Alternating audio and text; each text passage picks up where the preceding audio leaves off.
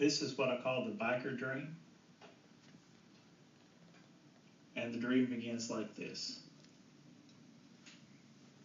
Older, aged biker going down a beautiful, scenic road. As he's riding along, he has flashbacks. We call those time travel. Suddenly he's back and he's around 3 years old, standing in the pew next to his grandmother. They're singing this beautiful song.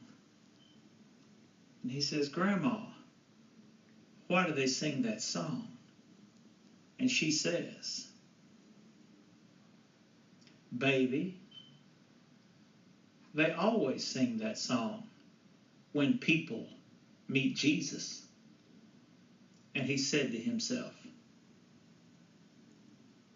"Someday I want to meet that Jesus." Then the time travel goes forward till he's about 16 or 17 years old. This time he's sitting in the same pew, but Grandma's not there. Grandma's laying in a coffin covered in flowers down at the front of the church. And tears and anger and rejection filled the young man's heart. As they played that song one more time, and he thought to himself, one of these days I want to meet that Jesus. And he didn't say it in a nice way. Time travel moves along a little again, and suddenly this man is in Vietnam.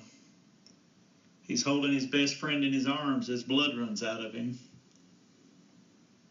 The friend had told him about salvation and about Jesus. And his friend looked at him as life was ebbing away and said, "Will you meet my Jesus?" And he looked down at the blood and looked out at the jungle and said again with anger in his voice, "Someday I want to meet that Jesus who has let this happen."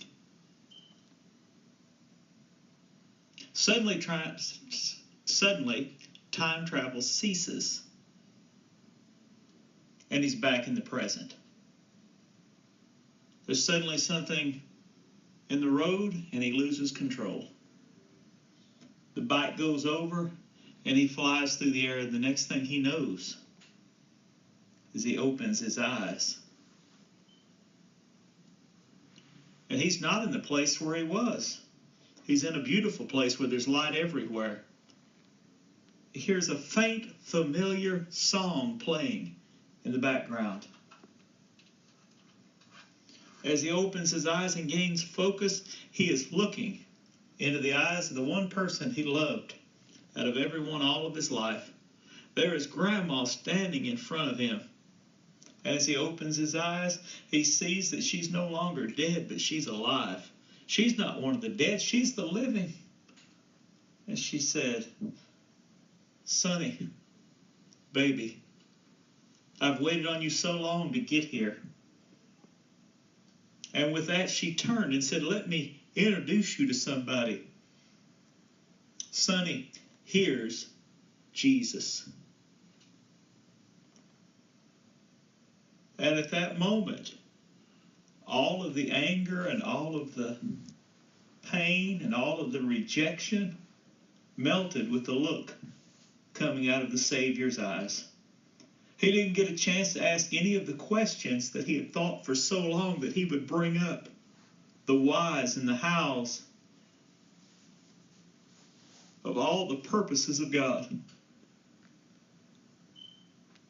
Jesus only looked at him with eyes that melted all of the hate, with eyes that comforted all of the pain. And as Jesus reached out his hand to him, Sonny saw the prints of the nails.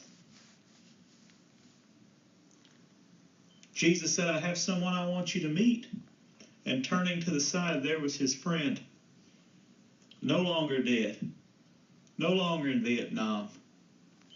Bright. Smiling. Mouthful of teeth. Gleaming.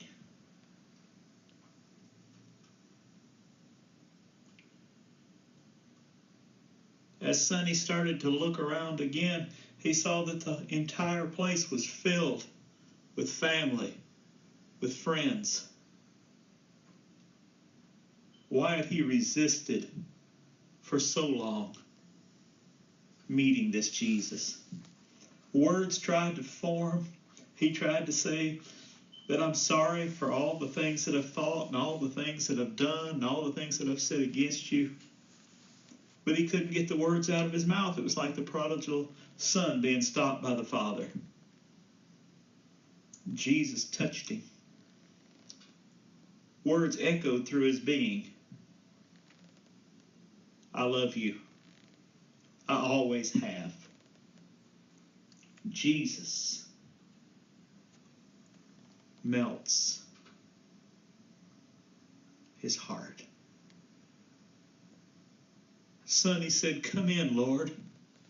And Jesus entered into his body, his soul, and his spirit. He felt joy and peace like he'd never known.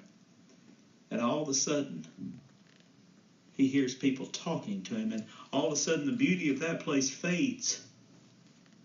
And he opens his eyes and he's on the ground at the side of the roadway. A young couple are looking down at him saying, is he okay? Are you okay, sir? Are you okay? Another one's on the phone calling 911.